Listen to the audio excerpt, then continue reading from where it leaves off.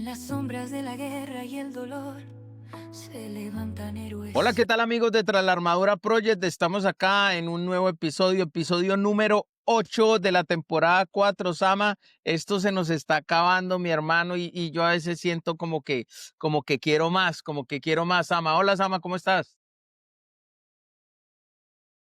Compartiendo sentimientos, compartiendo sentimientos. Ojalá pudiéramos tener un par de episodios a la semana. O sea, así como dices tú, Ujú. más episodios, más historias, más temas que compartamos con nuestros compañeros veteranos. Por aquí todo bien, John. Por aquí todo bien. Muy contento de estar nuevamente en un nuevo episodio de Tras la Armadura. Hoy tenemos una historia nuevamente fascinante. Yo creo que las historias de nuestros soldados son unas historias con una gota de resiliencia, de esas que rompen piedras y que demuestran la capacidad y la fortaleza que tienen nuestros soldados de Colombia. Sí, es, Sama. Mira, este capítulo de hoy a mí me gusta primero porque es un soldado de la patria, pero por lo que a mí más me gusta la historia de los soldados es porque yo siento que la historia de un soldado veterano viene cargado de una sabiduría que en mi caso particular nunca fue como visible, ¿me entendés? Y es esa sabiduría de la escuela de la vida, esa sabiduría, podríamos llamar como esa sabiduría de sentido común de la cual yo carezco, porque si yo no lo leo, no lo aprendo, pero el soldado lo aprende, lo sabe, lo vive por experiencia, por uso, y logran transmitirle esa sabiduría a uno y esa resiliencia que dice uno, hombre, pero es que si era claro, si es así de claro, porque yo no lo logro ver. Entonces hoy el capítulo de hoy viene con un soldado líder, un soldado activista en causas veteranos, un soldado que logró a través de su trabajo una cosa supremamente valiosa para los veteranos de aquí hacia adelante, podríamos llamarlo, que más adelante lo vamos a contar. Pero sin más preámbulos, vamos a la bienvenida y las gracias a mi soldado Nelson Ramírez. Gracias, Nelson. Bienvenido a Tras la Armadura y una vez más, gratitud por tu tiempo y por tu historia.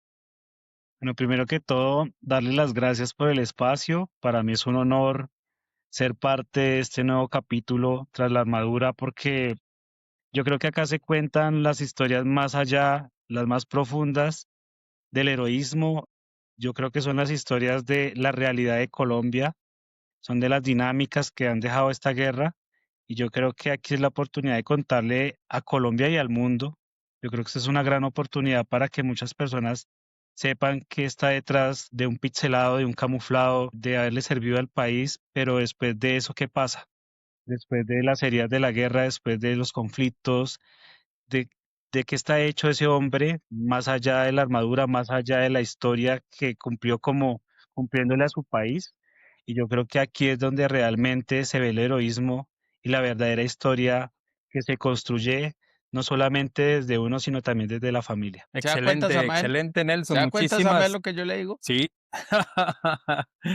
John, yo creo que hemos identificado yo comparto contigo 100% el punto de vista de la grandeza de nuestros soldados. Yo creo que han demostrado unos procesos de resiliencia y de transformación de el ejecutor o la persona que cumple órdenes al interior de las fuerzas militares o del ejército o de la policía y se han convertido en verdaderos líderes de otros soldados, otros suboficiales y de otros oficiales, los cuales reconocemos, en mi caso en particular, reconocemos su liderazgo, reconocemos el conocimiento que han adquirido después de que dejaron la armadura atrás y reconocemos ese gran esfuerzo que están haciendo hoy en este nuevo escenario de la veteranía. Así es. Nelson, sin más preámbulos, ¿por qué no nos cuentas a la comunidad Tras la Armadura y al mundo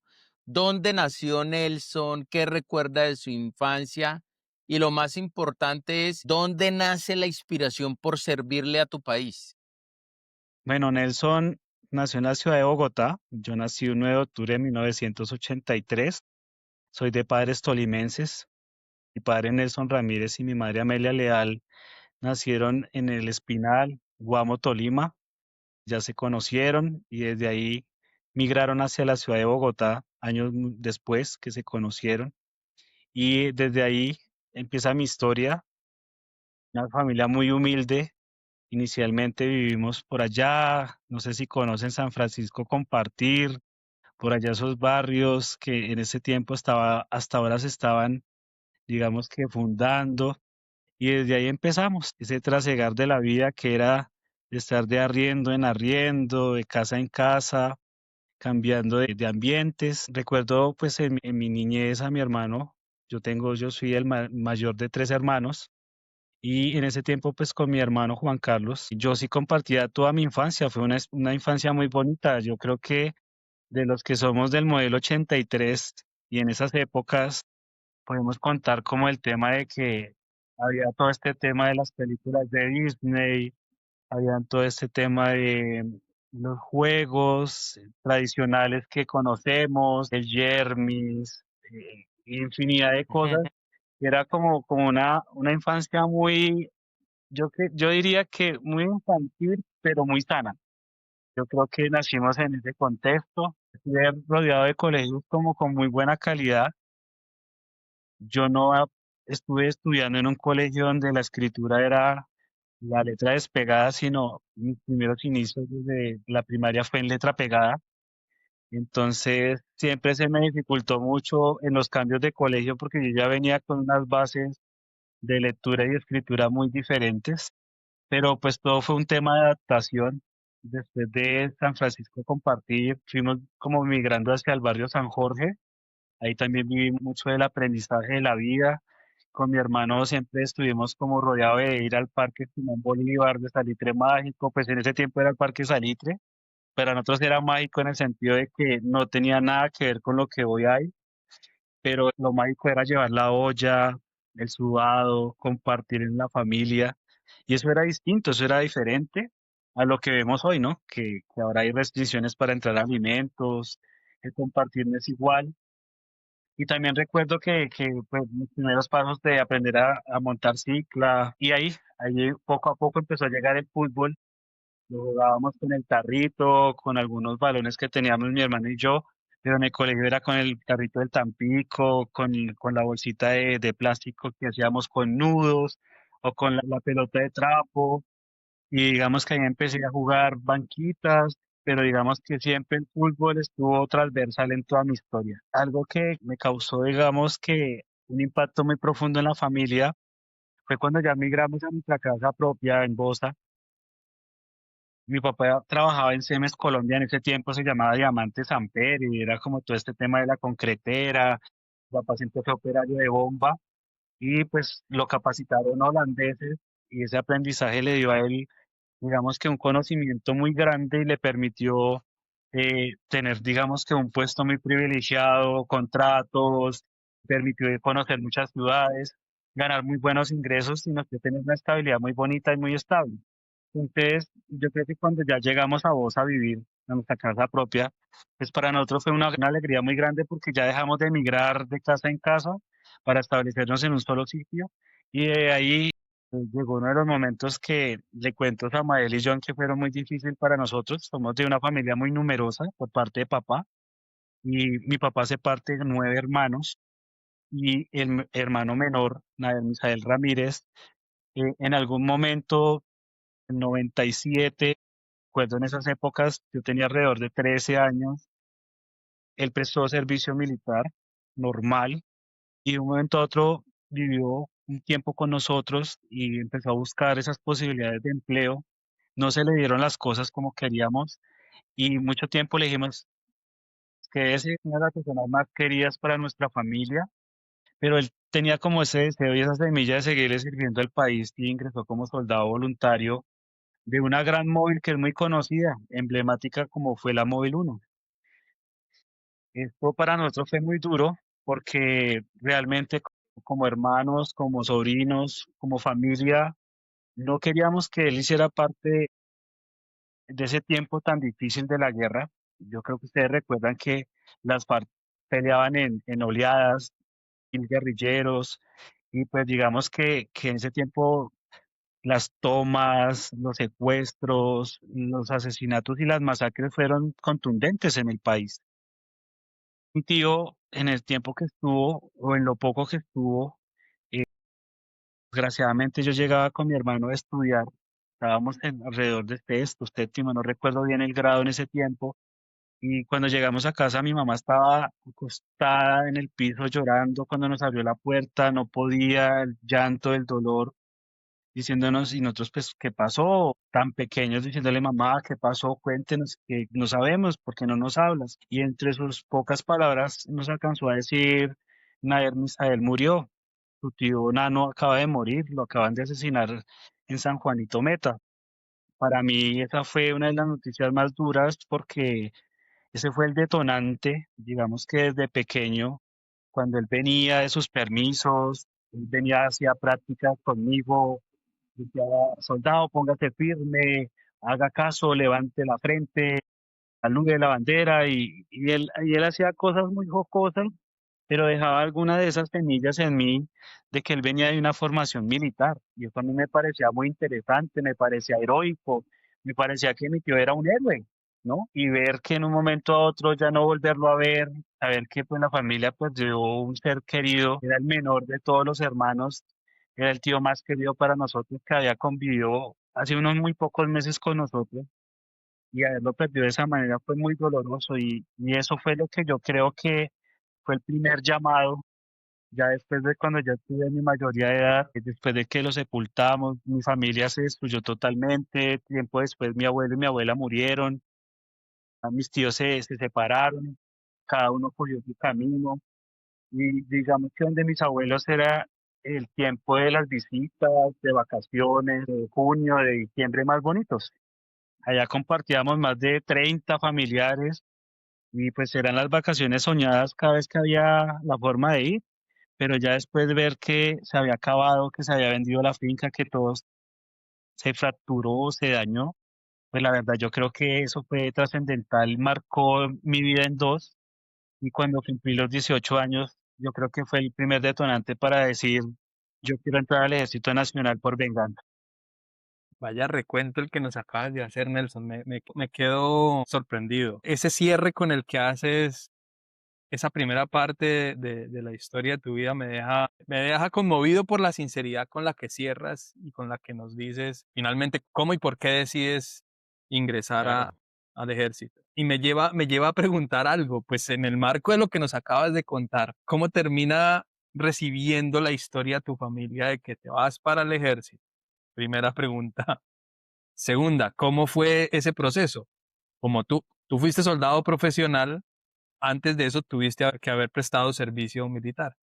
Entonces, ¿cómo recibe esa historia tu familia? ¿A dónde te vas a prestar el servicio? ¿Sí? ¿Y cómo te fue en ese servicio militar? Pues realmente mi juventud, como les decía, el fútbol siempre fue, o sea, microfútbol, que en ese tiempo se llamaba así, para mí fue transversal durante mi infancia, mi adolescencia. Yo fui parte de la escuela de Poli Kennedy, que es el Coliseo Cayetano que hay en todas las inmediaciones de Kennedy, al lado de Corabastos. Y realmente ahí empecé yo mi formación deportiva. Yo fui selección Bogotá, después, un tiempo después fui selección Colombia. Por cosas de estar muy joven, yo tenía que 16, 17 años, pues si pueden imaginar, los padres son los que toman las decisiones y mis papás querían era que yo estudiara y punto. Eran radicales en el tema, y alguna vez me llegó la oportunidad de como de viajar a Venezuela a unos Juegos Nacionales, y de ese eco de lo que nos fue también, la idea era que viajáramos a Venezuela a unos Juegos Panamericanos. Yo ya decía, no, esto es una cosa de otro mundo, pero mis papás, al profe Leal, que le hago un tributo en memoria de lo que él fue en esa escuela, pues no me dejaron. Entonces yo quedé como con eso, yo empecé a jugar en canchas de Britalia, en canchas de Bosa, me hice conocer de muchas personas que pues han vuelto a Colombia 4 veces campeonas del mundo y son todos nuestros jugadores a los cuales les hago un reconocimiento a Pinilla y a todos ellos que ustedes saben que Duro. Panadero, Marcos Cuadros, Félix, Camilo y entre muchos más que le han dado tantas alegrías al país porque esos sí son los que a Colombia lo han vuelto campeón a nivel mundial. Yo compartí con ellos toda una infancia y fue muy bonito, pero llegó un momento donde uno, hay que decirlo, uno se vuelve rebelde y tomé la O sea, ¿tú jugaste decisión, con ellos? sí, ¿Tú jugabas con ellos? yo jugué con ellos y digamos que todo ese aprendizaje, todo, digamos que toda esa experticia de lo que uno aprende en las canchas es difícil, porque en ese tiempo el deporte, el microfútbol, no era un deporte reconocido, no era lucrativo. Sí, Nuestros padres lo veían sí. como un juego de barrio, como un juego para perder el tiempo, pero no se veía una carrera. Vea lo que son hoy en día ellos. Yo creo Ujú. que si yo hubiera seguido ahí, si me hubieran dado las oportunidades mis padres, pues yo hubiera continuado y hubiera sido profesional o, no sé, mi vida hubiera tomado otro rumbo. Pero ahí fue cuando se cruzó la oportunidad y con un amigo de mi barrio tomamos la decisión de, yo no había acabado ni siquiera el 11, yo me fui de regular. Y entonces le dije, venga, cojamos la mochila y nos presentamos en el distrito número 3 de Kennedy y nos fuimos una mañana por allá a pasear. Mi mamá no sabía, mi papá estaba trabajando y nos presentamos y le dijimos, vea, nos queremos incorporar, ¿qué tenemos que hacer? Ustedes son bachilleres, no, nosotros no tenemos bachillerato, nosotros nos vamos como regulares y nos dan la oportunidad. Y de una vez nos hicieron la ficha y nos citaron de una vez, nos pusieron fecha y todo, y en el mismo Cayetano, donde yo entrenaba, donde era mi escuela deportiva, pues nos citaron como un mes después para incorporarnos para el ejército. No, pues no se alcanzan a imaginar cuando me tocó llegar a la casa a decirle a mi mamá y a mi papá, pues que ya en un mes me iba para el ejército a prestar servicio. Mi papá, pues la verdad lo tomó muy a mal, porque él decía, no me puede estar pasando a mí que haya perdido un hermano, y ahora mi hijo mayor, ahora quiere tomar los mismos pasos que mi hermano. Y pues como él le decía en el Cuba, pues a mí me decían como la oveja negra porque era el mayor y no daba ejemplo. Entonces, pues claro, mi mamá rompió en llanto, recordaba también todos los tiempos de mi tío Nader y decía que tomara pues otra reflexión, que no fuera, que me quedara de remiso, que mirara cualquier opción, que no me presentara, que me pusiera a jugar, que hiciera cualquier cosa, pero menos esa. Pero yo le decía, yo ya no puedo decir que no a la situación y tengo que ir o ir. Ya digamos que cuando me presenté, pues mi mamá me acompañó, lloró demasiado como es una despedida de una Claro. madre. Y pues ahí, dentro de esa incorporación les cuento algo muy curioso y es que algo que pasaba con Caquetá surgía acá, pero después se iba a ver en el futuro. Y resulta que el Cayetano se dividió en dos partes. La mitad se iba para Villavicencio y la otra mitad se iba para Caquetá. Yo estaba sentado en Caquetá y recuerdo que yo le decía a mi amigo, oiga, no, aquí no nos podemos quedar, Caquetá es muy jodido. En ese tiempo, estamos hablando 2002, yo le decía, no, en el 2002 es terrible el conflicto armado y pues un día después nos van a decir, coja el equipo y pa'l monte. Yo le dije, pues inventémonos que vamos para el baño y esos soldados se duermen por ahí hablando y controlando tanta gente. Y resultamos sentados en la fila de Villavicencio y allá nos tomaron los datos, el bus y resultamos en Villavicencio. Y resulta que quedé asignado al batallón de ingenieros Carlos Albán Estupiñán en Apia y Meta. Ese fue, digamos, que mi ingreso al ejército. No, no, no, no. No. Muy, muy, Sama. Una pregunta capciosa. En diciembre del 2002, o sea, ¿eres uno del 3? No, yo ingresé casi como el mismo mes de febrero del 2002. Yo fui primer contingente del 2002. Ok, ok. Ok, porque nosotros llegamos en diciembre.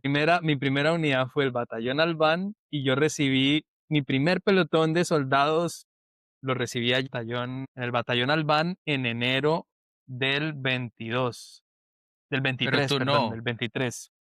Un Sí, año después, en enero del pero tú 23. recibiste, no, tú recibiste los quintos del 2. No, no, no, porque nosotros llegamos en diciembre, nosotros ascendemos el 5 de diciembre del 2002. Ok, Llegamos a las unidades para los primeros días del 2003, Por eso, ya del llevamos un 20, año. del 20. por Exacto, eso. ustedes llevan un año. Y nosotros recibimos no del 2002, sino yo incorporé, yo fui a las calles a buscar Ok. a los muchachos, a hacer los documentos, los llevamos al batallón, organizamos los pelotones, la compañía, todo el procedimiento de incorporación de ese primer contingente del 2003, bien en el Tú reci batallón Albán.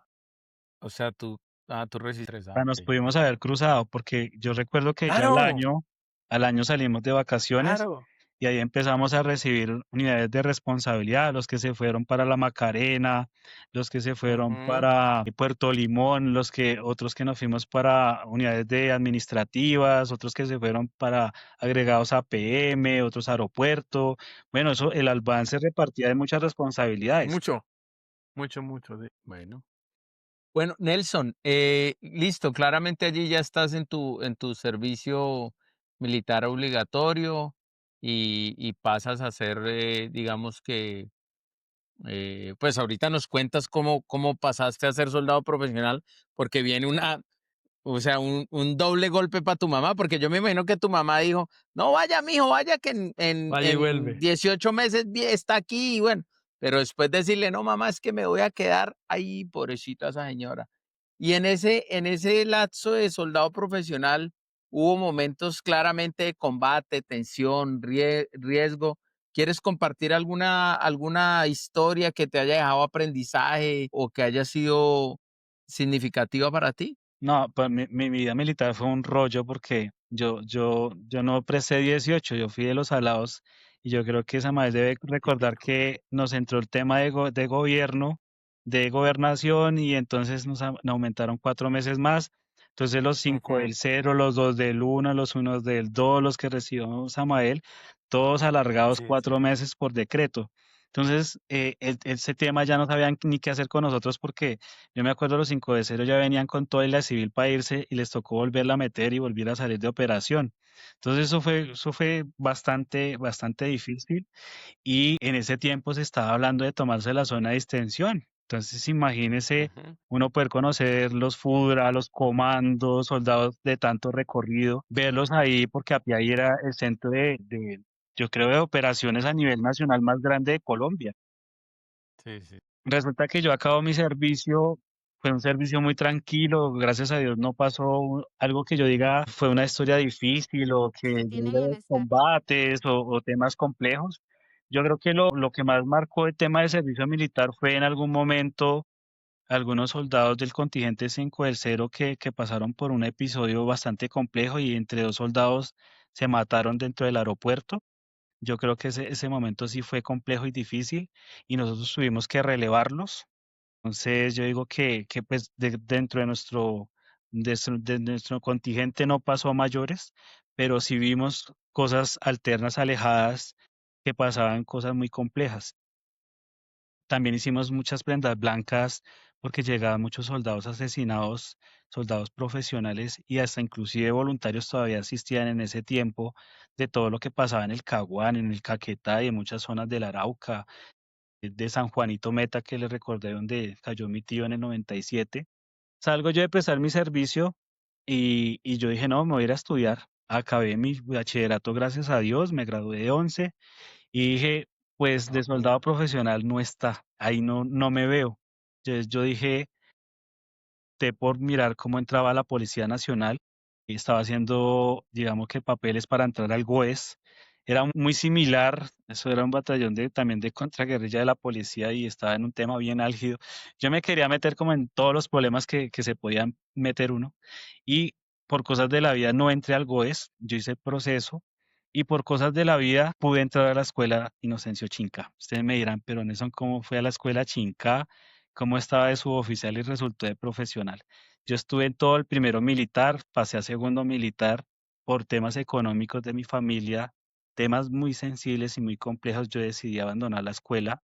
Yo le decía al coronel en ese tiempo, yo estuve en el curso 78 más o menos en esos años, 2005, recuerdo, y le dije, mi coronel, me voy. Pero ¿por qué se va a ir? Esta es una oportunidad, más adelante le va a cambiar la vida, va a tener una estabilidad económica. Si usted me dice que los papás están pasando por un momento difícil, después los podrá ayudar. Y yo le decía, ese es el problema, va a ser para después y ellos necesitan mi ayuda en este momento. Entonces él me recibió la renuncia, me retiró de la escuela de suboficiales. Todos mis cursos que estaban dentro del curso 78 se gradúan de cada 2 terceros al año y resultan repartiéndose para todas las zonas del país, pero muchos de ellos llegaron al barrio porque tenía amigos muy cercanos y me dijeron, venga Ramírez, usted se va a quedar en la casa. ¿Qué trabajo ha conseguido en un año? Yo dije, pues yo he picado aquí, he picado allá, he conseguido por acá, pero nada estable. Entonces me dijeron, no, hablemos con un coronel y en Puente Aranda y arranque de profesional. Ya después usted verá si la posibilidad de hacer el curso de macabro y de pronto pueda ascender de suboficial ya con el conocimiento y la escuela que usted tuvo y esto de profesional, es muy sencillo y las recomendaciones que usted tiene son muy buenas. Entonces, dentro de todo ese tema de las palancas, de muchos oficiales que uno se gana ese aprecio, resulta que rápidamente me incorporé. Salgo precisamente para uno de los departamentos que no quería y que evité de soldado regular y me trasladan para Caquetá. Y yo decía, no, Ah, pues es que jodido esto, pero ni modos. Resulté en Florencia haciendo mi reentrenamiento de APF, ingreso Ujú. a las operaciones y lo más chistoso es que yo no estaba dentro de la OAP y resulté en Cartagena del Chairá.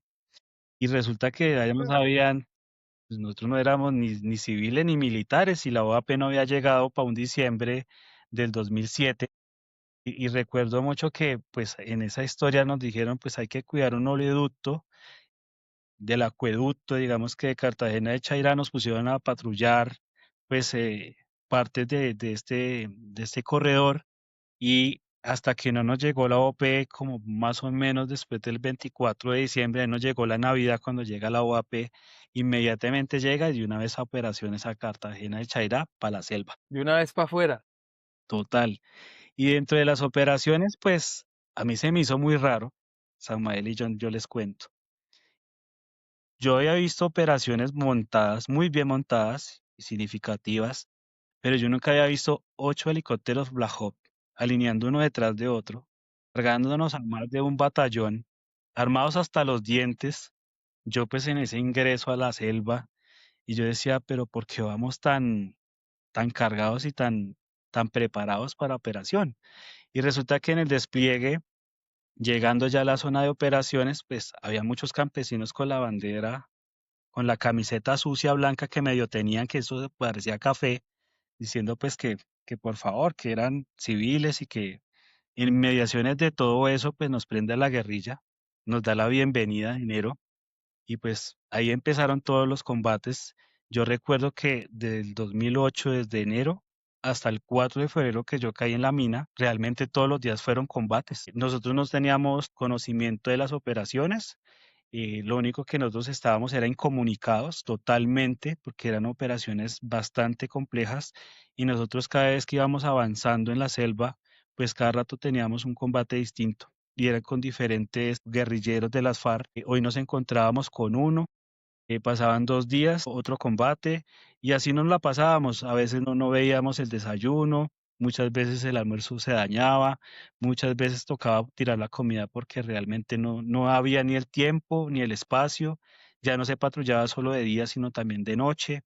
Y para nosotros todo eso generó como que encontrarnos entre batallones en el medio del desplazamiento nos generaba como preguntas, bueno, ¿en qué estábamos? ¿Qué es lo que, detrás de quién estábamos? Y nunca nos imaginábamos que estábamos 10.000 militares metidos en digamos que una planeación estratégica en contra de Raúl Reyes.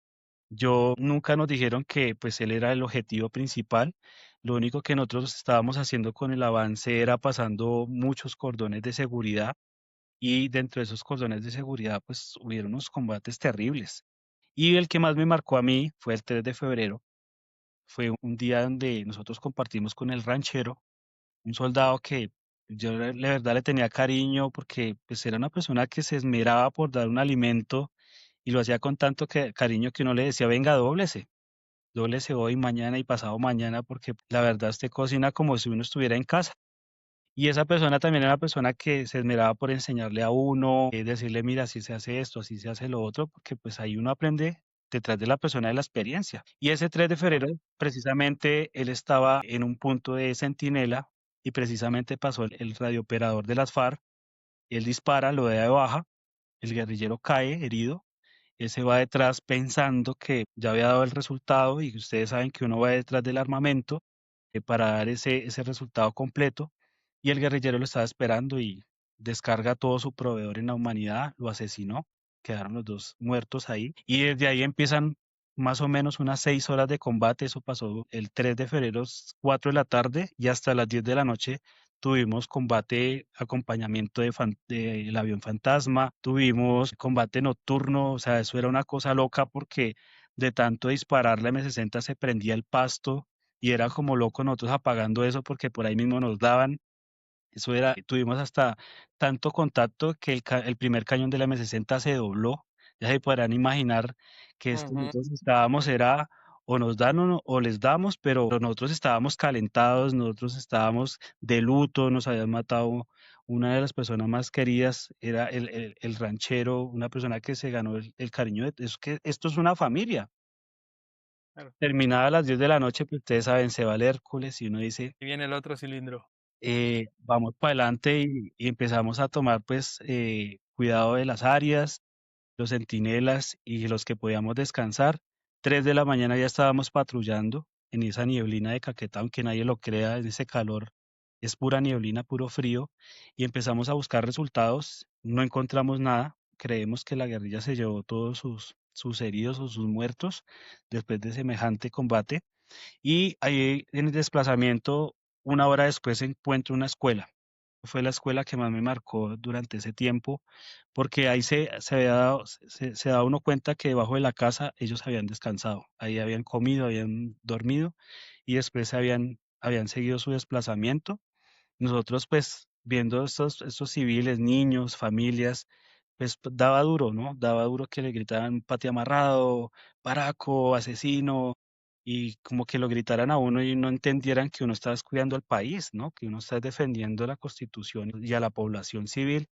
Y seguimos más adelante, encontramos un cocal a mano derecha, unos 15 metros, reportamos, nos dijeron que hiciéramos un registro y en el medio del registro pues encontramos todo un laboratorio de cocaína abandonado. Eso sí, debe ser que tanta presión y tanta operación militar pues lo tenía así, pero pues había mucha pasta de coca procesada y nosotros todo eso lo recogimos, lo reportamos y el comandante de batallón nos dijo que más adelante buscáramos otro sitio para almorzar. Entonces buscamos un área boscosa, nos internamos, jamás pensábamos que nos habíamos metido dentro de 18 minas antipersonales. Pusimos todos los equipos en círculo, estilo de reloj, pusimos centinelas, empezamos a hacer patrullaje cada 15, cada 30 minutos, porque pues como habíamos tenido contactos tan seguidos, pues no nos podíamos descuidar, estábamos en un momento muy álgido del conflicto. Y en el momento de que almorzábamos tipo 12 del día, recuerdo que con todos los lanzas, pues compartimos el almuerzo, hicimos relevos y tipo 4 de la tarde el mismo mayor nos da la orden de que en ese mismo sitio nos tenemos que quedar. Vamos a pernotar, vamos a descansar y el otro día vamos a amanecer y empezamos a continuar con nuestra operación. El problema de la operación era que entre más horas iban pasando, pues usted sabe que uno tiene que ir buscando dónde está el árbol, dónde guindar la hamaca, empezar a limpiar. Y yo recuerdo mucho, amarré mi guindo en un árbol y cuando lo iba a guindar en el segundo árbol, piso el campo minado y salgo a volar y hasta ahí me acuerdo y hasta ahí les puedo contar de que lo peor venía más adelante, pero en ese momento ya no recuerdo nada más. Era una época complicada, ¿no? Estamos hablando de una época en la que las FARC tenían algo así como unos 25.000 hombres en armas y ustedes estaban enfrentando al bloque oriental de las FARC que El Caguán. estaban en uno de los sitios que habían sido considerados como emblemáticos, ¿no? Sitios históricos, áreas de retaguardia estratégica, áreas de acumulación, áreas de entrenamiento, donde fácilmente toda una brigada móvil con 4 batallones, así como usted dice, van avanzando y se estrellan contra 2.000, 3.000 guerrilleros. O sea, son temas que es bueno recordarlos porque hace parte de la memoria histórica. Ese día entonces caes en un campo minado. Entiendo que ahí sabes algo de qué pasó, qué vino después de eso. Yo en el momento Cuando caí, lo que recuerdo es que yo como que partí de este mundo, yo tuve una experiencia espiritual, yo sentí que estaba como en el paraíso, yo sentí que alguien me llevaba de la mano y yo sentía que yo ya no quería regresar. Yo estaba en un momento de felicidad y lo que estaba viendo era tan perfecto que yo decía, aquí quiero quedarme. Pero de un momento a otro me vino a la mente mi mamá y yo recuerdo mucho que cuando la recordé empezamos como a retroceder y fue en el momento que yo desperté. Y recuerdo que cuando yo desperté el olor a pólvora era tan impresionante y lo primero que yo hice fue tocarme mi cara, había mucha sangre en mis manos. Después, de un momento a otro, empecé a buscar el fusil, porque lo primero que yo pensaba era que era una emboscada. Tantos días de combate, uno ya está como muy programado de que esto es normal y que hay que estar preparado y no encontraba el fusil. Yo me pegué una asustada horrible porque decía, ¿con qué me defiendo? Y momentáneamente volvió a escucharse otra explosión. Yo más me confundí porque dije, no, esto es una emboscada. Y resulta que otros dos soldados profesionales habían accionado otra mina y había explotado re duro. La onda, pues a mí me afectó. Una parte de mi oído me volvió a dar ese pito fuerte, porque lo que genera la mina es que le queda a uno un pito horrible en los oídos y uno queda ciego. Yo no veía nada, pero paulatinamente empecé a ver, después de sangre, ya de polvo, ya empecé a ver un poco más claro. Y yo lo que hacía era limpiarme mi cara porque tenía mucha tierra y bastante sangre de esquirlas que me habían pegado en la cara, pero yo no sabía qué había pasado. Entonces yo tomé la decisión, me ubiqué, yo dije, por acá entré. Uno es automático y dije, claro, yo ya detecté por dónde entré y por acá me devuelvo. Yo lo que hice fue pararme y dar mi primer paso con el pie derecho y lo primero que me pasa es que me caigo. Yo, ¿pero qué pasó? Y yo caí con las manos así en el pecho y me pegué fue en las manos y lo que hice fue como otra vez tratar de hacer el intento de volverme a parar, dar otro paso y volví a pasar por la misma. Entonces, cuando yo ya vuelvo a caerme, me pegué más fuerte en el pecho y lo que hice fue mirar como hacia atrás y lo primero que encuentro es que mi pie estaba totalmente fracturado, sin media, sin bota, la piel estaba totalmente llena de tierra, de sangre, mi pie estaba como totalmente partido en dos y lo primero que yo hice fue asustarme y empecé a arrastrarme como una serpiente por donde yo había entrado. Con la buena fortuna de que gracias a Dios no activé otro campo minado porque en ese desplazamiento, pues en arrastre bajo, pues eso es normal que pueda llegar a pasar. Y logré llegar al bivac, donde estaban todos los equipos, donde habíamos almorzado, y empecé a gritar yo decía que yo creía que gritaba, pero yo no tenía voz. Yo estaba totalmente afónico y yo decía, sáquenme, estoy herido, auxilio, me acaban de herir, pero yo no sabía realmente que era una mina. Yo pensé, no sé, puede ser un tiro, una granada, no sé, miles de cosas, pero jamás pensé que había sido un campo minado. Y escuché, y ahí fue donde yo recapacité, el teniente Valencia, que era el comandante de mi escuadra, gritó fuertemente, nadie se mueva, es campo minado. Entonces en ese momento yo entré en situación, yo dije, mierda, a mí lo que me jodió fue una mina antipersonal. Y nadie quería ingresar por miedo, que donde hay un herido por mina, pues pueden haber dos. La persona que lo va a extraer puede también resultar herido. Entonces, yo recuerdo mucho que el enfermero de combate no hizo caso a la orden de mi teniente e ingresó por mí. Y él entra como un héroe. Yo lo veo como un héroe porque ese fue un ángel, de verdad que me sacó de ahí, de esa angustia de lo que yo estaba padeciendo. Yo estaba perdiendo mucha sangre. Me saca en sus brazos como un bebé, me extrae del bivac, me pone en una zona segura en la carretera y me da sus primeros auxilios y lo primero que dice es voy a cortar el pie. Eso eran unas fibras muy cortas, el pie quedó desprendido y lo primero que hace es canalizarme dipirona, al momento tramal y al último que ya cuando el dolor era insoportable me puso morfina y lo que más me hizo doler la humanidad fue que me dijeran, no, es que el helicóptero se demora 2 horas para extraerlo.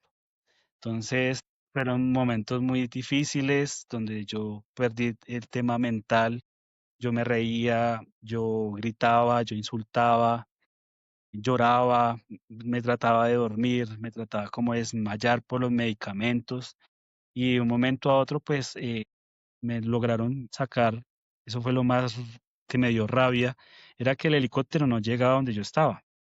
El helicóptero llegaba a la escuela que habíamos pasado antes porque allá había una cancha de fútbol y allá aterrizaba, ya montaron toda la seguridad y donde yo estaba ya eran como unos 10 metros donde tuvieron que hacer una hamaca improvisada y pues cada movimiento que hacían a mí me hacía doler hasta el alma. Entonces eso fue un proceso bastante difícil hasta que llegó el helicóptero, la capitán que recuerdo mucho, no recuerdo su apellido, pero sí recuerdo sus palabras fueron muy dicientes y muy certeras. Nelson, tu pierna derecha ya se perdió. Yo llevaba mi pie en una bolsa y en esa bolsa la llevé debajo de mi brazo, con la ilusión, ¿no? De que me la pegaran, que me la volvieran a reconstruir. Yo en mi inocencia pensé que eso se podía. Y lo que me dijo la capitana era que yo también tenía dos esquelas profundas en el tobillo y en la planta del pie izquierdo, y que muy posiblemente también me tenían que amputar el pie izquierdo. Entonces, esa señora me dejó con las cosas muy claras y lo único que me decía, ahora lo que se necesita es estabilizarlo, trasladarlo a Florencia para que tengas la intervención. Ahí es cuando yo llego a Florencia, me intervienen, me amputan, la mina tenía muchas partículas, yo me imagino que heces humanas y una cantidad de cosas que lo que hizo fue gangrenar mucho mi pie, me lo tuvieron que amputar unos 10 centímetros por debajo de rodilla. Entonces realmente no me quedó mucho pie de la pierna derecha. Lo bueno fue que me quedó la rodilla. Por eso es que más adelante les contaré por qué el fútbol continuó con mi forma de vida. Pero yo creo que eso fue muy difícil para mí, hacerme a la idea de que me han amputado de una manera tan alta. Y lo otro, pues que mi familia no sabía qué había pasado y que ya venía en camino y la historia de ellos fue también Ujú. terrible. Para Bogotá, ¿no? Para el hospital militar. No, Yo creo que, la ¿no? historia de ellos fue diferente. Mi papá estaba en Bogotá trabajando en la empresa que les conté anteriormente y a la primera persona que llaman es a mi hermano Juan Carlos y le dicen a Nelson lo asesinaron. Y mi hermano quedó paralizado, empezó a madrearlos, como así que a mi hermano lo mataron, de usted qué me habla, de cuál Nelson habla, mi hermano está vivo, mi hermano no sabía ni qué decir, tiró el teléfono y la primera persona que llamó fue a mi papá. Mi papá iba por la 30 conduciendo su bomba y cuando mi hermano le cuenta la historia, pues mi papá perdió el control de la bomba y empezó a disminuir la velocidad y quedó estacionado en medio de la 30, en medio del flujo vehicular y todo el mundo le pitaba, no se movía. Eso fue, digamos que gracias a Dios no se accidentó. Cuando él pudo reaccionar, se orilló y lo primero que hizo fue llamar a mi mamá. Mi mamá estaba en el Espinal Tolima visitando familia y cosas de la vida, lo que le pasó a mi mamá es que ese mismo día le habían invitado a hacer como un viaje de piscina y de familia y ahí se le resbaló y el mismo tobillo que yo perdí, ella se lo fracturó, se le hinchó horrible y creo que le pasó algo muy parecido y presentía que algo había pasado, no solo con ella, sino conmigo. Y cuando mi papá la llama, pues le dice que me habían asesinado y mi mamá dijo no, mi hijo no, mi mamá se volvió loca, mi mamá se controló en un momento, yo le dejé algunos números de teléfono y lo primero que hizo mi mamá fue comunicarse con tenientes que eran muy parceros míos y le dijeron, tranquila doña Amelia que la historia de Nelson no termina, él no está muerto, pero él sí está muy grave, él perdió una pierna por una mina antipersonal y en este momento está en recuperación en Florencia, en el Hospital Media y Láser.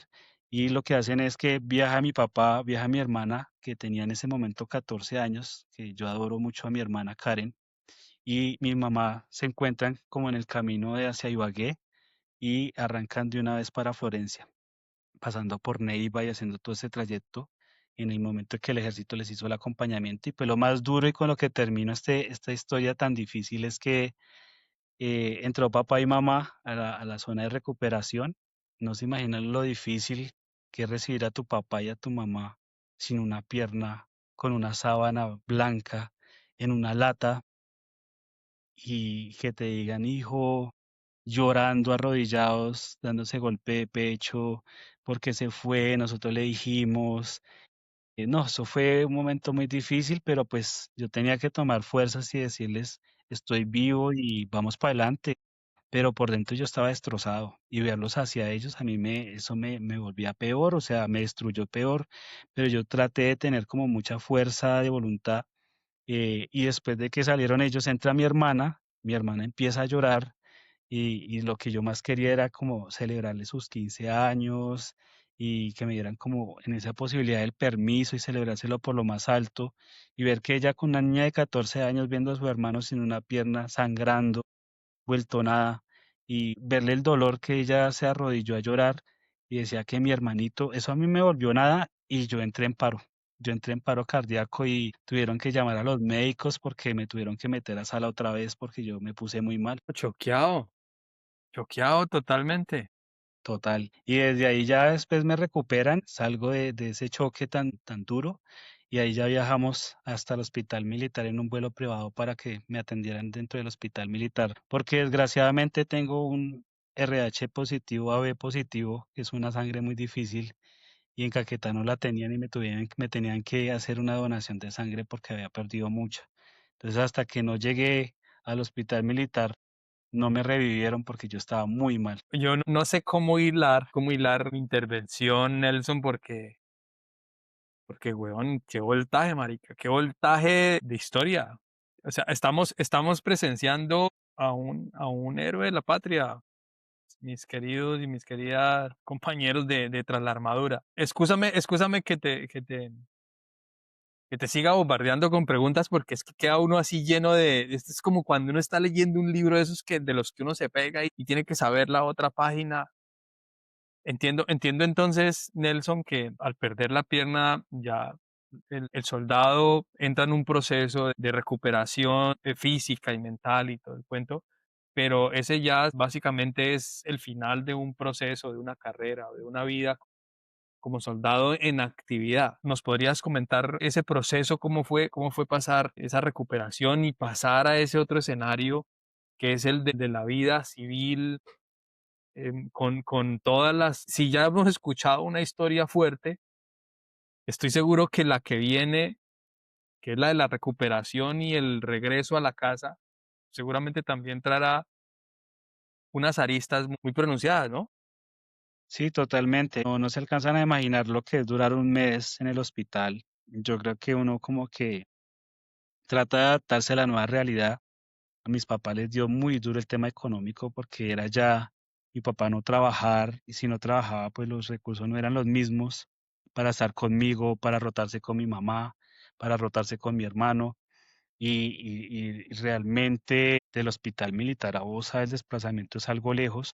¿No? Para las personas que no saben, es más o menos un trayecto en carro de 1 hora aproximadamente, hora y media, dependiendo de los trancones de Bogotá.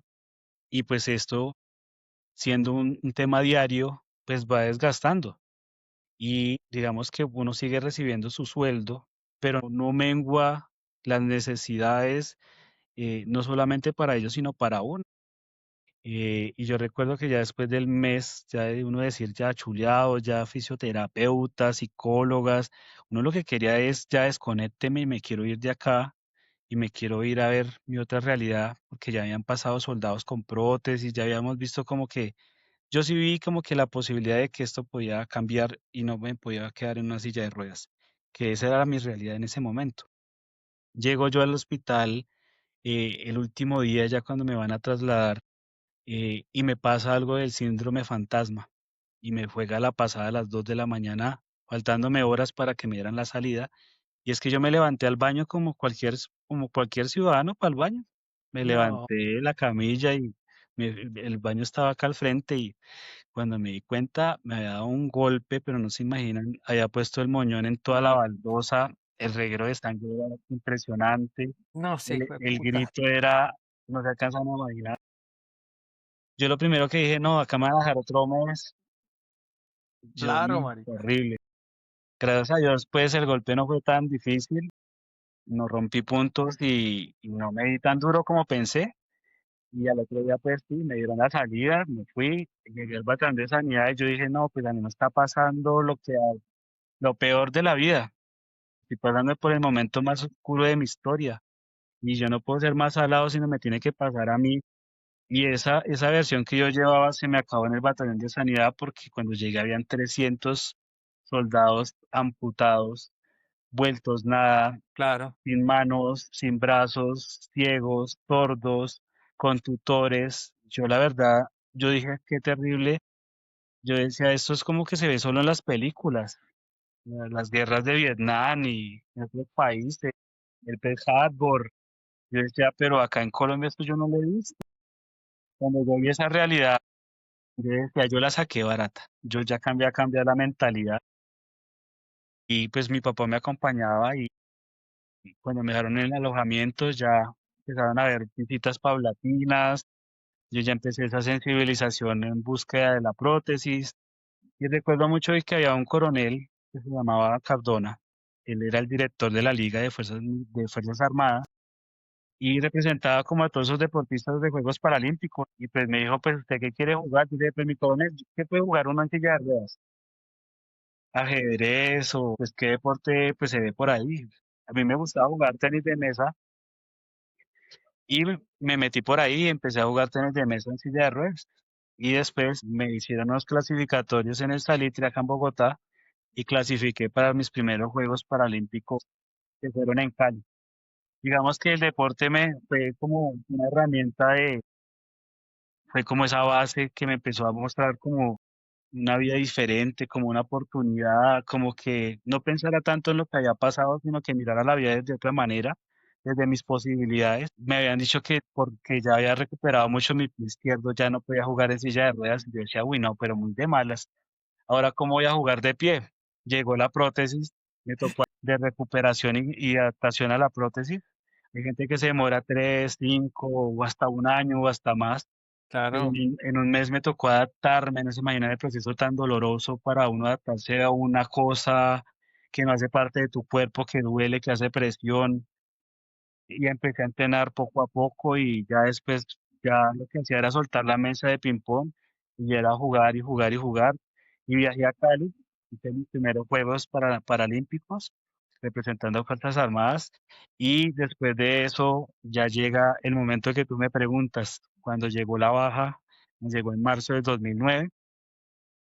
Y pues para mí fue difícil porque a uno le da nostalgia, ¿no? Irse de sus fuerzas militares, de mi ejército nacional que tanto amo y llegar a la casa como a ver una realidad totalmente diferente, cuatro paredes, una familia totalmente destruida, convertirse en una carga y más allá como que llegar en una silla de ruedas, ¿me entiendes? O sea, si tuviera la prótesis, pero tú andabas con bastones, con silla de ruedas y con prótesis y realmente, o si andabas con prótesis y te cansabas para silla de ruedas y como que en una casa no hay accesos para una persona con discapacidad, entonces como que mis papás eran muy protectores. Mis papás lloraban en las noches. Yo me levantaba muy tarde de la noche a gritar de las pesadillas. El miembro fantasma me hacía gritar del dolor. Muchas veces mi mamá entraba, Samuel y John, y entraban y me veían rascando la sábana ay, bueno, y mi mamá se ponía a llorar y ya no, me despertaba del llanto y yo les llamaba, ¿por qué llora? Y decía, no, pues que veo que está rascándote la sábana y yo, sí, literal, estaba rascándome el pie porque yo sentía que estaba ahí. Pero ahí no había nada. Entonces, los traumas, yo creo que no es tanto lo físico, ¿me entiendes? Es más allá del tema psicológico, es algo que te va afectando, te va enterrando. Y yo siempre lo he dicho en todas las entrevistas, es que yo tuve problemas difíciles de alcoholismo. Me sumergí tan profundo que llegué a tener 2 intentos de suicidio, estando en la recuperación. estando ya en la casa. Sí, pues, es que no es un tema nada sencillo, ¿no? O sea, es que son demasiadas experiencias traumáticas que claramente no se lidian así nomás. Y ese es, aunque nosotros no ahondamos mucho en eso, en ese tema, pero ese es uno de los propósitos de Tras la Armadura, ¿sabes? Visibilizar historias para que veteranos que están en la soledad pasando por este momento se den cuenta de que hay otros que pasamos por allí, lo logramos y tenemos un par de veteranos que nos llaman y hablamos y por lo menos hay una persona al otro lado que tiene una empatía o un nivel de cercanía a lo que tú puedes estar experimentando, porque es difícil, es difícil tú pasando por todo eso, ¿con quién hablas? Si sabes que nadie de los que está a tu alrededor va a estar cerca de o próximo a entenderte. Entonces, claramente ese es uno de los propósitos y te damos gracias, Nelson, por abrirnos tu corazón y contarnos esto con la finalidad de que le llegue a tantos veteranos. Yo me imagino que para tu mamá tuvo que haber sido un proceso muy, muy, muy, muy retador. Yo me imagino, ¿no? La ventaja es que las mamás, pues, bendito sea el Señor, que las mamás siempre están allí. Bueno, ¿y cómo logras transformar todo esto que te sucede, Nelson, en ese líder de causas de veterano hoy? ¿Cómo haces ese tránsito? Bueno, yo recuerdo que el proceso de transformación, de adaptación, de poder sanar tantas heridas físicas y mentales, no hubiera podido ser más grande sin el apoyo de Dios, del apoyo de papá y mamá y de mis hermanos. Siempre estuvieron ahí, yo siempre les agradezco a ellos porque nunca me dejaron solo, a pesar de lo difícil, de la situación más compleja, de pronto agresiva, de pronto de la situación de quererme quitar la vida, de ponerme, imagínense, dos yelcos en las venas para desangrarme en medio de esa situación de alcoholismo tan compleja que tenía yo, empezar a recurrir como al tema de psicólogo, con el acompañamiento de ellos. Y en algún momento, pues, no sé, yo me sentía en la casa muy vacío y hice como un clic en mi cabeza y dije, yo no puedo seguir así, yo no puedo seguir así. Y empecé a buscar la forma de estudiar. Yo entré a la Universidad de San José y empecé a estudiar ingeniería de sistemas. No sé ni por qué estudié esa carrera, porque pues en algún momento me sentía andar viviendo, pero me dio la posibilidad de conocer gente nueva, me dio la posibilidad de conocer a una mujer que fue la mamá de mi hijo en su momento. En algún momento, pues, nació mi hijo Yasser Santiago, que lo recuerdo mucho. Y digamos que cuando nació él, pues a mí me recuperó en muchos factores. Dejé de pensar en mi discapacidad, dejé de pensar en mi dolor, dejé de pensar en mi tristeza, en las barreras, en el abandono que me encontraba. Digamos que creé una familia y digamos que yo ya respiraba por darle lo mejor a mi familia. Y ya de ahí en adelante mi ADN era Santiago. Tiempo después me di cuenta de que el tema de las minas va más allá, es como transgeneracional. No pude, digamos que, seguir con ese hogar. Me separé de mi hijo, eso fue peor. Tuve un año terrible, situaciones complejas. Conocí otra mujer que fue la mamá de mis dos hijas, de Sara y de Dana. Con ellas conviví 6 años. Volvimos a otra vez como al mismo círculo y se acabó ese hogar. Mis hijas también están por allá en otra ciudad, están en Ibagué. Mi hijo también está por allá en Melgar. A veces los veo y tengo que convivir con esa situación de que las relaciones no quedaron muy bien. Y llegó un momento en que ya llegó el deporte. Digamos que en esa transición de Santiago y Sara, un amigo que recuerdo mucho me dijo, Nelson, ven, ¿a usted no le gustaría correr maratones? ¿Por qué no vamos y nos corremos unos 5 kilómetros? Y empezamos como a darnos cuenta de que la posibilidad de tener una prótesis también es interesante, a ver si nos abre las oportunidades del deporte. Usted que ha ido a dos Juegos Nacionales Paralímpicos, uno fue anteriormente les dije que en Cali, otro fue en Cúcuta, en el medio de mi divorcio con la mamá de mi hijo, pues me abrieron las puertas para decirle, listo, empecemos a correr. Entonces yo a ir a la media maratón de Bogotá, empecé a asistir a maratones tan importantes como Presta tu Pierna, Rock and Roll en Medellín, Presta tu Piernas en Medellín. Yo creo que tengo más o menos, si no estoy mal, unas 45 medallas de tantos maratones que recorrí en Colombia. Y ya llegó un momento en que esos mismos compañeros dijimos, venga, porque no nos encontramos en el casino oficiales de Puente Aranda y vamos a jugarnos un partido. Y ahí fue que empezó la historia de Héroes de Honor.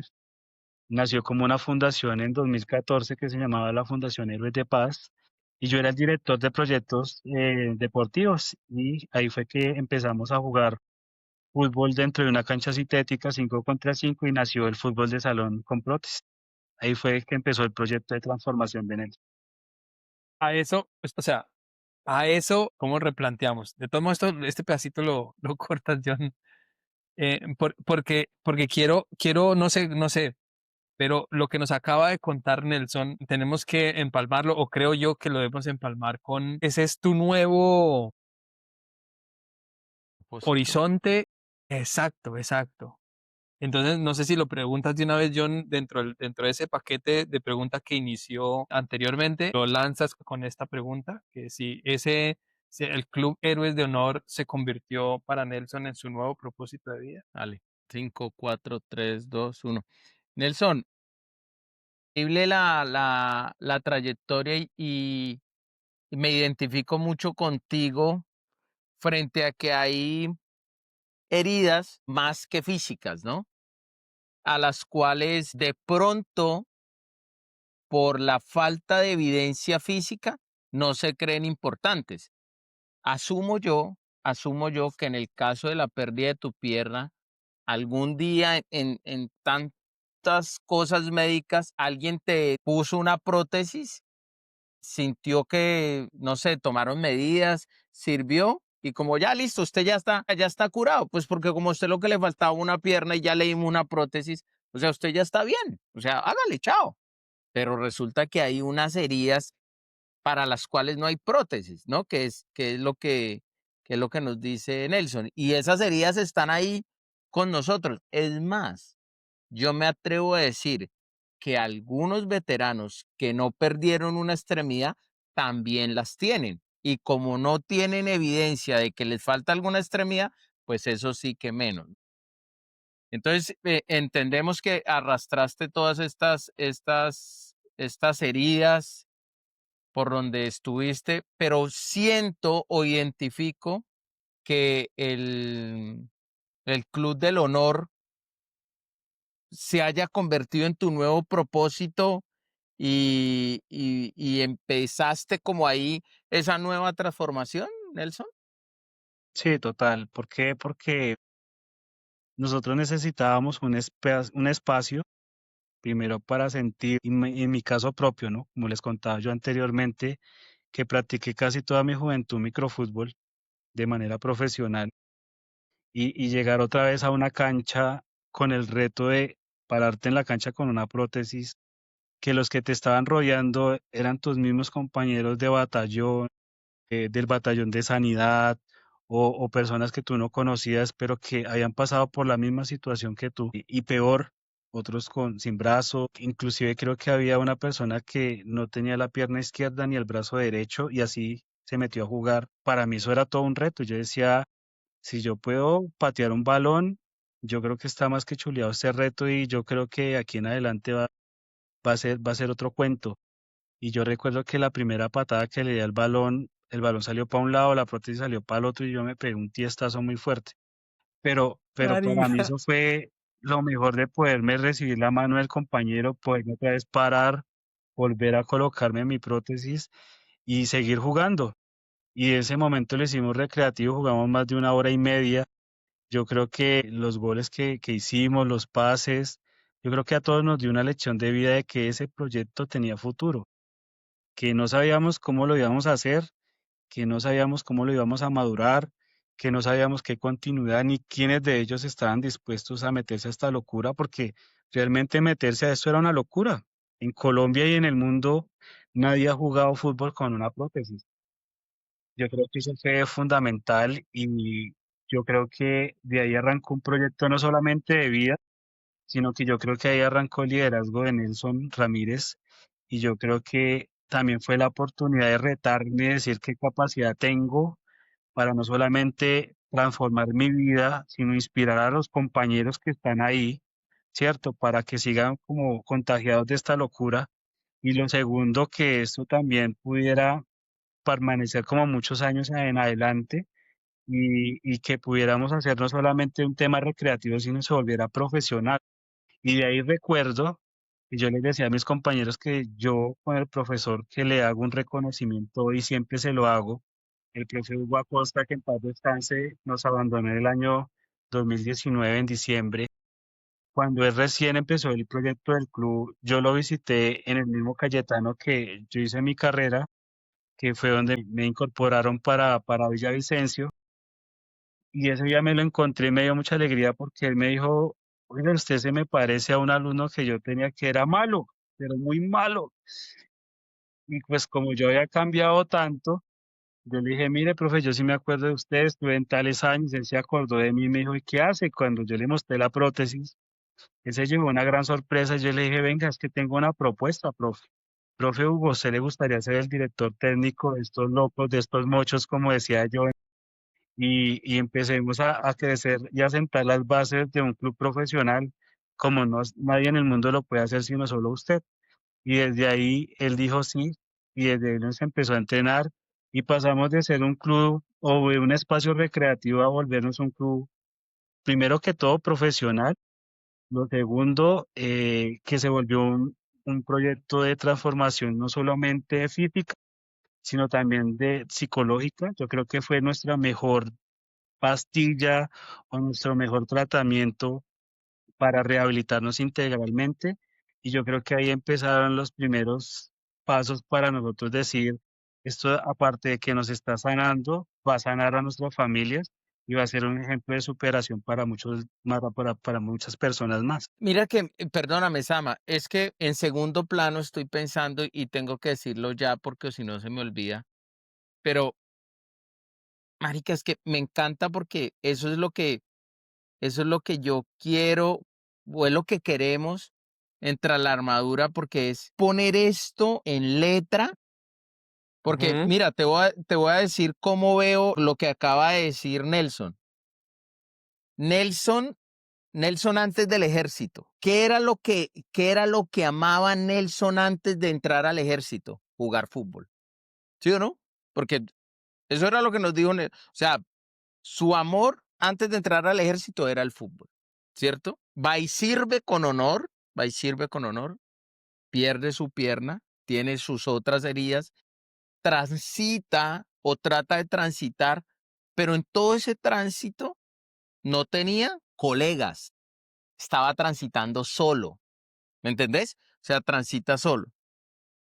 Luego aparecen los colegas, o sea, los colegas de armas y de identidad de, llamémoslo así, Nelson, identidad de sufrimiento, llamémoslo así, o de dificultad. No le llamemos sufrimiento, su, compañeros de dificultad, ¿cierto? Sí, sí, se Los cuales reconocen, se reconocen, los se cuales reconocen encuentran la como unión, pares. los cuales encuentran unión en su amor o en su pasión de antes de entrar al ejército. Y allí lo dijo Nelson muy claro, y allí despierta un líder que hay dentro de Nelson para decir, hombre, vamos a hacer de esto realidad. Y va y busca en el pasado a un profesor que claramente lo había marcado a él, o si no, no hubiera vuelto donde Hugo Acosta, que en paz descanse. O sea, le marcó su vida como ser humano antes de entrar al ejército, lo marcó. Y en ese momento dice, hombre, tengo que ir por Hugo porque, ay, que ese man es un teso. Va y busca a Hugo. Claro. O sea, ¿entiendes las Miyagi, variables? O sea, me hago el entender profesor eso. Miyagi. Me hago entender. Yo no me imagino es que el profesor le dice, oye, usted es igualito a un alumno malo que yo. A mí me, a mí, Oiga, usted es igualito. Usted es igualito a una. Sí, ¿cómo? No, quién sabe, profe, yo no sé, pero yo sí digo, yo creo que el profesor por pena no le dijo, ah, sí, es que es usted mismo. Ese mismo que canta y baila. Oye, John, échale ojo lo siguiente. Quiero hacer otra reflexión también con respecto a lo que dices. Y Nelson se va a caer de para atrás cuando escuche esto. En la tercera temporada de Tras la Armadura, o en la segunda, cuando entrevistamos a mi coronel Valencia, el capitán de navío de la Armada de México. ¿Te acuerdas de mi coronel Valencia? Sí. Un capitán de navío, o un veterano de otro país, Nelson, de otro país. Seguramente sirvió bajo otro enfoque, que fue el de ser naval, un oficial naval en otro país. Cuando él hace su proceso de transición, la recomendación que nos dio fue, busquen en su pasado, búsquese en su niño interior o en su joven y busquen esas cosas que les gustaba hacer. Escucha esto, Nelson, porque es exactamente lo mismo que estás diciendo tú bajo obviamente otra óptica y teniendo en cuenta que la vida que nos has narrado el día de hoy es una vida Dura. de guerrearla de frente. Pero ese es un punto, una conclusión grande a la que estamos llegando. Y con esta reflexión que estoy haciendo, quisiera pasar al siguiente escenario, que son las reflexiones y las recomendaciones que Nelson le puede dar a otros veteranos. Porque después de que algún veterano, vuelvo y lo digo, hago hincapié en esto, John y Nelson, después de que nos quitamos el uniforme, allá en la armadura quedaron las estrellas, las jinetas, el sol, la barra y toda la vuelta. ¿Sí? Entonces, cuando Total. ya transitamos al escenario veterano, entonces en el escenario veterano yo escucho al veterano Nelson que me cuenta una historia, iba a decir un madrazo, ¿no, marica? Iba a decir una historia una historia tan fuerte como la de Nelson, y nos reconocemos, o sea, yo inmediatamente digo, marica, Nelson, puta, le tocó guerrearla, tal, nos cuenta una historia y de una vez entran los enlaces entre veteranos. Otros veteranos te van a escuchar con el mismo respeto que yo te estoy escuchando, estoy seguro. Los que están en servicio activo en este momento y están en proceso de salir a la veteranía, pues obviamente también te van a escuchar por el respeto y por el reconocimiento que está generando una gran historia. Y en este punto quisiera que nos compartieras alguna reflexión. Si tuvieras enfrente a un veterano que está pasando por el momento que tú tuviste que pasar cuando regresaste en silla de ruedas a la casa, ¿qué le podrías decir? ¿Qué recomendaciones, qué reflexiones le puedes compartir Hágale. para que también logre hacer ese clic y decir, yo puedo hacer esto, yo puedo ser líder o yo puedo reenfocar mi vida, o reorientar mis esfuerzos de vida, encontrar nuevo sentido a lo que puedo hacer en mi vida? Bueno, yo creo que una de las razones más importantes que yo creo que me motivaron a salir adelante y es que yo recuerdo cuando yo estaba con Sara. Sarita, como todos la recuerdan en el club, nosotros estábamos pasando por una situación económica muy difícil con la mamá y con la niña y con la familia. Y recuerdo que yo no tenía plata para llevar a Sara pues a ninguna parte, un jardín, para que dejarla al cuidado de alguna persona. No le tenía tampoco la confianza. Entonces lo que a mí me terminaba pasando era que mientras la mamá trabajaba, yo me llevaba a Sara para los entrenamientos. Y recuerdo mucho que el profe Hugo le colocaba el pito y le colocaba el cronómetro a Sara. Y Sarita como con sus 3 años se la pasaba corriendo como loquita por toda la cancha detrás de nosotros diciendo, corra, corran. Y el profesor como que le decía cositas como que la iban formando como para que nos exigiera a nosotros. Y un día nos sacó una risa tremenda porque yo estaba tan cansado. Ustedes no se imaginan que si es difícil practicar fútbol en condiciones normales, ¿sí? Como todo un convencional, mucho más con una prótesis. Si llega y me dice, Sara, papi, papi, levántate flojo, hay que correr, hay que correr. Sara se convertía como para todo en ese motor de decir, se está sacrificando uno, se está sacrificando alguien de tu familia. Es una niña de 3 años, pero la situación no era fácil. Hay una realidad es que nosotros como soldados profesionales, como policías o militares, veteranos, pues no quedamos con unos buenos ingresos para, digamos que garantizar una mejor vida de calidad. Entonces yo recuerdo mucho que pues a mí me tocaba irme con mi hija, yo me demoraba como una hora para llegar al apartamento, hasta que yo no llegaba le hacía el almuerzo, entonces a la niña le tocaba aguantar hambre, le tocaba pasar las mismas situaciones que a mí me tocaba pasar. Yo a Sara me la llevaba para las reuniones de alto nivel con la UACP, con la Oficina del Alto Comisionado para la Paz, con Descontamina Colombia, y pues ella se sentaba como una doctora, colocaba su muñequito ahí, empezaba a hablar como, alzaba la mano y pedía la palabra, que si le regalaban un vasito de agua. O sea, nosotros a todos los funcionarios les daba risa porque yo veía en mi hija también una líder. Yo decía, mire, ese es el reflejo de lo que yo hago. Y eso empezó a contagiar a todos, y Sara se volvió como esa vitamina se volvió como ese ADN del club y de ella se volvió la mascota de todos, la hijada de todos, porque todos se volvían los padrinos. Y cada vez que llegaba a un entrenamiento le decía, padrino, yo quiero papas, padrino, yo quiero jugo, padrino, yo quiero chocorramo. Y entonces todos, pues claro, ella era la consentida y para arriba y para abajo. Entonces cuando ya Sara a mí me mostró de que el club no se podía perder, ese liderazgo que yo tenía no se podía uno dar por derrotado, fue cuando yo entendí de que el trabajo no era para mí solamente, no era solamente para darme una excusa para mí, sino también era para contagiar a mis compañeros. Ellos empezaron a contagiar de esta locura y empezaron a decir, esto tiene futuro. Y es cuando yo empiezo a encontrar que cuando empezamos a participar de maratones, cuando empezamos a jugar con convencionales, con artistas, cuando empezamos a construir nuestros primeros documentales, yo creo que esto empezó a inspirar a muchas personas. Hoy en día yo puedo decir que gracias a mis hijos hemos llegado a 19.000 niños, niñas, adolescentes, jóvenes, adultos del país sin apoyo de nadie, solamente con una iniciativa como Nació Héroes de Honor de 20 militares que se encontraron en un club militar, que empezaron a jugar un deporte que no existía en Colombia ni en el mundo, que se volvieron pioneros en esto, que construyeron 3 documentales. Y uno de esos documentales, uno llegó a ser premio de periodismo 2019 en Colombia.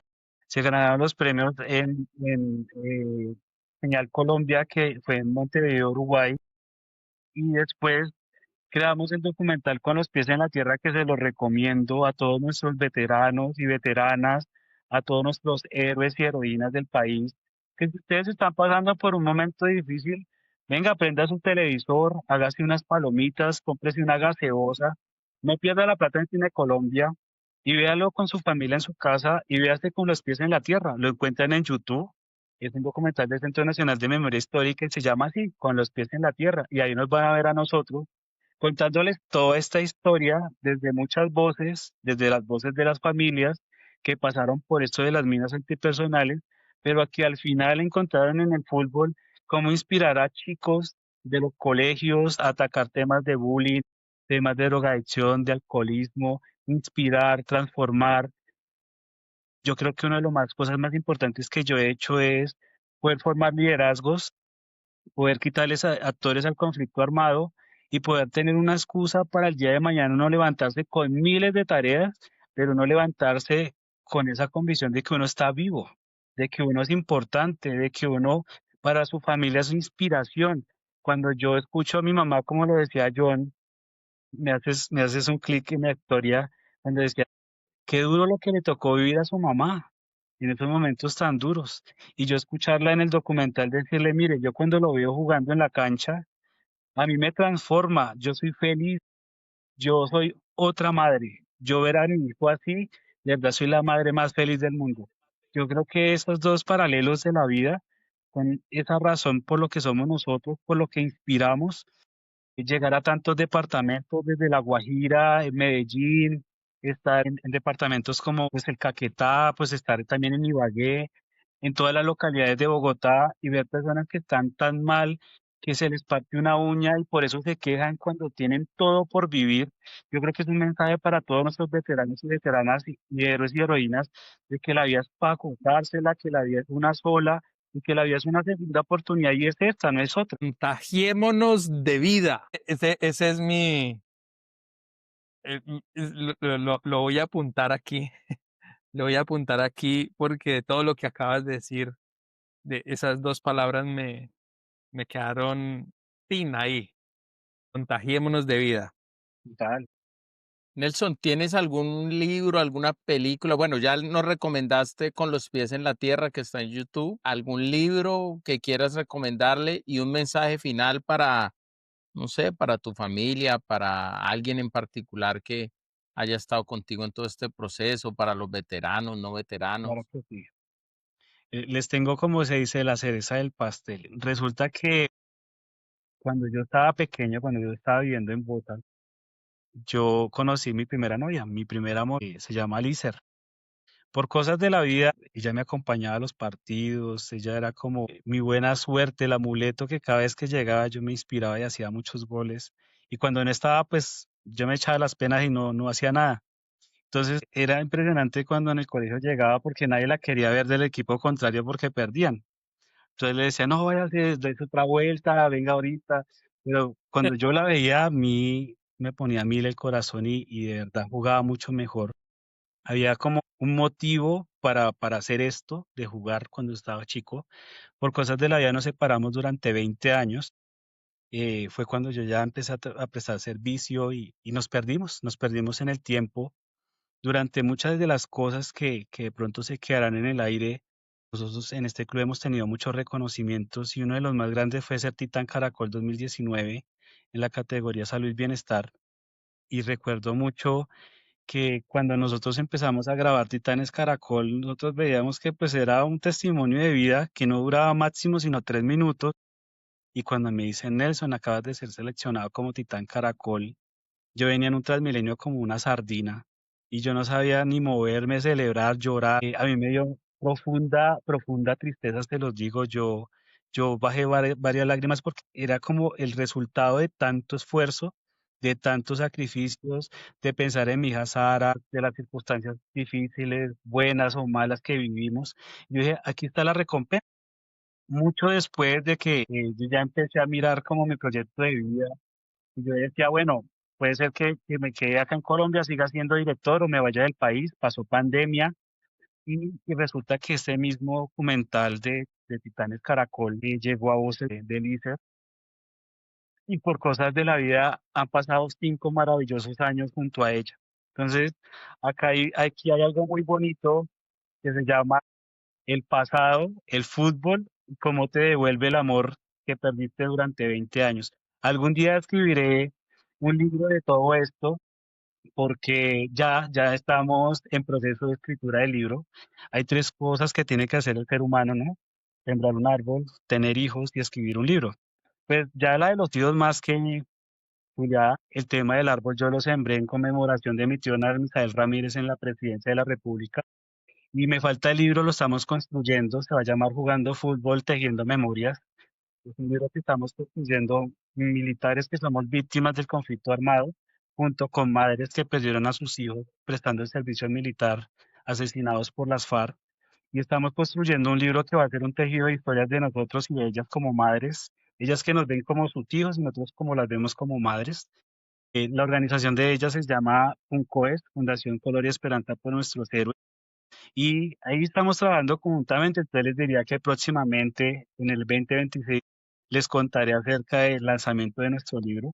De documentales les recomiendo 3, otra vez. Uno se llama ¿Y dónde es el partido? Es de Señal Colombia, que fue premiado a los premios de CPB de Colombia en 2019 de periodismo y en los premios tal cual en Montevideo, Uruguay. El otro documental, no se pueden perder, se llama Historias que Abrazan, es del Canal 13, habla de todo este tema del informe final de la Comisión de la Verdad y cómo el tema de héroes de honor quedó ahí, quedó dentro del informe por nuestra incidencia. Y lo más bonito de Con los pies en la tierra es que nos llevó a unos premios India Catalina. Yo creo que un soldado es el mensaje más poderoso para todo el mundo. Ajá. Un soldado Claro. que ha estado en la selva, que le pasó toda esta vaina tan dura eh, y que nunca ha estudiado actuación ni en la cabeza, simplemente con sus testimonios, arman un documental, se vuelven a poner el camuflado porque ese fue el primer objetivo con los pies en la tierra, de que volviéramos otra vez a Tolemaida, de que nos pusiéramos otra vez el camuflado y frente a esa situación nos pasara el hecho victimizante como si contáramos qué fue héroes de honor, jugar en un colegio, terminar en el campín lleno de gente y público pues aplaudiéndonos. Yo creo que la vida nos enseñó de que pisar la alfombra roja de los premios India Catalina no se hace simplemente por una carrera ni por una coincidencia, sino porque hemos trabajado para llegar allá. Y pues el día que nos nominaron, yo creo que es un gran ejemplo para que todo el mundo, si sabe leer, pues escribir, si sabe actuar, si sabe temas ambientales, de proyectos productivos, que sueñan en la vida hacer algo. Estas son las historias que inspiran y yo digo que el límite está acá, en la cabeza, porque de resto nosotros tenemos toda la capacidad de lograr los sueños. Yo creo que desde Héroes de Honor hemos conquistado los sueños, los retos, y ahorita seguimos trabajando con muchos niños, niñas y adolescentes. Mi esposa me sigue acompañando a miles de canchas para dedicarles los muchos de goles Yo me imagino que desde el cielo el profe Hugo dirá, ese es el alumno malo ese que yo tenía, pero bueno, ahí va. Ese está No, bueno, está bueno. yo creo que para mí la cereza que le falta al pastel fue la de Lisette. ¿Lisette? Total. Lisette. Yo soy un fanático, Lizer. Yo soy un fanático de esas películas románticas donde pasan todas esas cosas bonitas. Entonces, Nelson, de mi parte, agradecerte por tu tiempo, por tu historia y por lo que has hecho por los veteranos. Gracias por dejar ese mensaje que no importa la jerarquía del trabajo anterior. Para Si nada. lo tienes en la mente y lo quieres hacer, lo vas a lograr. Yo personalmente digo, y lo confirmo con tu historia, la distancia entre el éxito y las buenas ideas es un paso. O sea, ir a hacerlo, poner un pie detrás del otro en esa dirección que en alguna parte va a parar.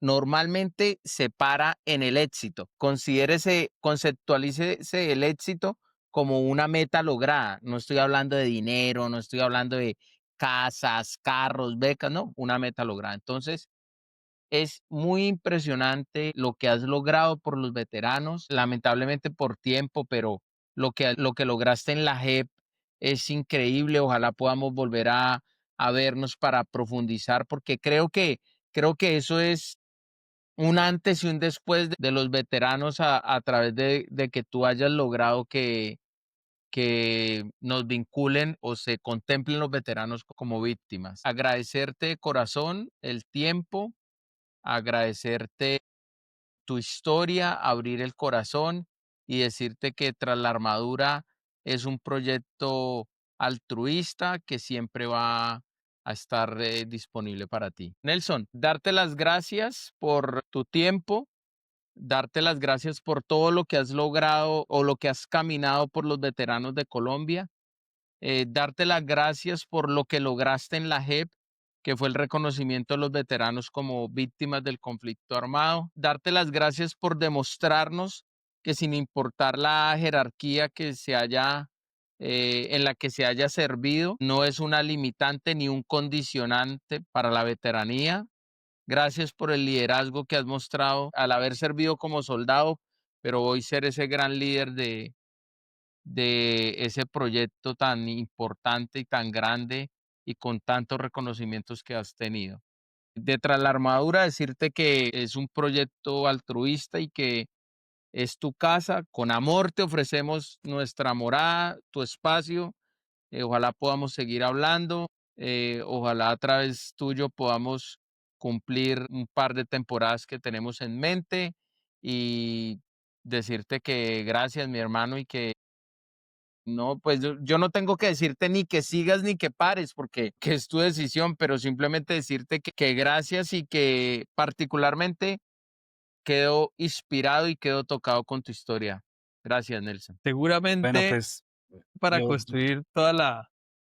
Ahí va Nelson. sí, y le dejo para que cierre Samael. Pues yo terminaría diciendo que gracias John, gracias Samael, porque no es fácil. Esto es un proyecto de largo alcance, de sacrificios, de contrariarse todos los días, de volverse a mirar en el espejo, de ver las cosas desde otro ángulo, desde el balcón y empezar a evaluarse, reevaluarse, que si es posible, que no es posible. Soy una persona muy terca, siempre donde me dicen que no, ahí me meto de la manera que sea hasta que se logra el proyecto. Me siento muy orgulloso por lo que hemos hecho, por inspirar, por hacer un proyecto que ha llevado a muchas personas a ver la vida de otra manera. Me siento orgulloso por mis compañeros a los cuales les hago un reconocimiento, a sus familias, porque siempre han estado acá durante 11 años, al aguante, a veces también de replantearse 11 años en un proyecto detrás de un balón, yo creo que habla mucho del heroísmo, de la berraquera de mis compañeros y también de sus familias que cada vez que logramos un proyecto, de que salimos en televisión, que salimos en un documental, de que salimos en una nota periodística, en entrevistas como esta, detrás de la armadura, yo creo que a ellos estas historias, a pesar de que les hacen recordar esos momentos tan difíciles, y les hacen recordar también lo valientes que son. Y yo creo que eso es algo muy importante a todos nuestros veteranos y veteranas que han sido víctimas del conflicto armado desde nuestra organización. Seguimos trabajando, habrá otros programas para contarles qué hemos hecho con la ley de víctimas, qué hicimos con todo este tema de la Comisión de la Verdad, qué hicimos en la reforma de la ley de víctimas que está en implementación en este año, qué hemos hecho en todas estas asambleas con la Alta Consejería para las Víctimas, llevando todas estas propuestas, qué hicimos con ese gran reconocimiento que hablaba John de ser el primer militar en el país del Ejército Nacional que fue acreditado en el macrocaso número 10, que es una noticia a nivel internacional porque esto va más allá de toda de esta justicia transicional, que yo creo que va a dejar la bandera para que más de 500.000 militares que han sido víctimas y policías ingresen a esta acreditación y hagamos parte del sistema integral de verdad, justicia, reparación y no repetición, que nuestros derechos, que nuestras garantías como víctimas se cumplan, de que sigamos haciendo incidencia en las políticas públicas y que más allá de tantas cosas que hemos hecho, por lo menos al final de todo este cuento y de toda esta historia, en alguno de los programas que veamos en el futuro, detrás de la armadura, podamos decir, ahora sí se honró al militar y policía que entregó su vida al país y su familia. Seguramente para abarcar la historia de Johnny y los héroes de honor necesitaríamos de casi una temporada completa de 10 episodios de Tras la Armadura. Es inspirador todo lo que hablas y te voy a contar algo, una discusión que teníamos en algún momento sobre la palabra héroes. Entonces yo decía, es que el héroe es el que se murió en el desarrollo de las operaciones. Es que el héroe fue el que lastimosamente hoy no está con nosotros. Pero con esta historia que nos has contado, estoy replanteando totalmente mi postura de aquel momento, ¿no? Y reconocer que efectivamente ustedes son unos héroes, Nelson, que la han batallado, que la han guerreado, que les ha pasado. Seguramente las historias de los otros 20 héroes con los que estás en el proyecto son calcadas una tras otra de afectaciones físicas a nuestros soldados, a nuestros guerreros, afectaciones psicológicas, situaciones familiares complejas, sufrimiento en los niveles más altos que un ser humano puede presentar, pero que unidos han seguido adelante y han demostrado que son unos grandes héroes. Y bueno, yo por eso quedo totalmente agradecido, Nelson. Una historia supremamente impactante, una historia de las que lo hace reflexionar a uno sobre esos bloqueos que uno a veces se coloca y de los cuales no puede salir. Escucharte y escuchar tu historia lo hace a uno replantear muchas cosas. Agradecerte el espacio, agradecerte la sinceridad con la que nos hablaste el día de hoy, haber abierto tu corazón y tu vida personal para compartirla con nosotros y con todos nuestros compañeros de Tras la Armadura, es para nosotros un motivo de agradecimiento. Seguramente los que están viendo este episodio y les salta la curiosidad averiguar más, pueden entrar a las redes sociales de Héroes de Honor, del Club Héroes de Honor. Allí se podrán empapar de más información, ver los logros de los que nos ha hablado Nelson el día de hoy, los podrán ver en las imágenes y todo lo que está allí cargado. No nos queda más sino despedirte con un caluroso abrazo desde la distancia, agradecidos totalmente por tu servicio a la patria, por tu servicio al ejército, desearles muchos éxitos a ti y a todos los compañeros con los que están en este gran proyecto, decirle a nuestros amigos, nuestros compañeros veteranos de todas las fuerzas militares de Colombia y de policía y algunos otros que nos han acompañado en otros países, que seguimos aquí entre la armadura contando historias, reconociéndonos y apoyándonos como hermanos veteranos. Nos encuentran en nuestras redes sociales como @tras la armadura. Les recordamos que todos los episodios salen los días domingo a las 10 de la mañana, los domingos a las 10 de la mañana. los que nos quieran acompañar suscribiéndose y dándole clic allí, pues nos hacen un gran favor porque el contenido puede llegar a muchos más veteranos, y de golpe podremos seguir creando una comunidad mucho más grande. No es más por el momento y desearles un gran día. Muchas gracias, Nelson. Muchas gracias, Muchas John. gracias y Ahí no nos olviden vemos. seguirnos en nuestras redes, en Facebook, Instagram, Club Héroes de Honor. Así Club es. Héroes de Honor. Gracias. Chao, chao. En las sombras de la guerra y el dolor se levantan.